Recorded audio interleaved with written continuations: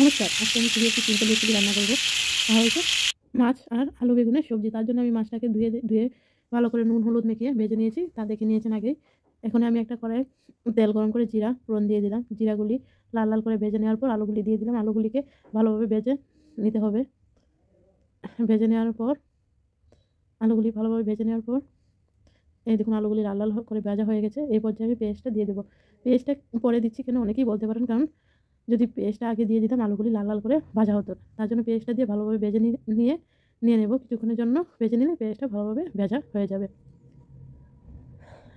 নেড়ে চেড়ে ভালোভাবে ভাজতে হবে। আলুটা ভাজা যাওয়ার পর বেগুনটা দিয়ে দিয়েছি। বেগুনটা দিয়ে আবার নেড়ে চেড়ে ভেজে নেব কিছুক্ষণ, 2-3 মিনিট এভাবেই নেড়ে চেড়ে দেবো। দিয়ে স্লো ফ্লেম করে 5-6 মিনিট রাখবো। এই পর্যায়ে লবণ দিয়ে দিচ্ছি আমি। হলুদ গুঁড়ো দিয়ে দিলাম।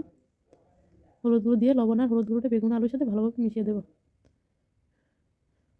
হলুদ গুঁড়োটা বেগুন আলুর সাথে মেশানোর পর কাঁচা লঙ্কা দিয়ে দিলাম। কাঁচা লঙ্কা দিয়ে নেড়ে চেড়ে দিচ্ছি ভালোভাবে। সবগুলির সাথে লঙ্কাটা মেশাতে হবে, না হলে লঙ্কার ঝালটা আসবে না।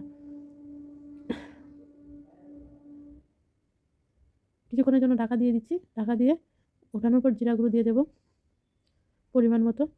ধনে গুঁড়ো দিয়ে দেবো পরিমাণ মতো।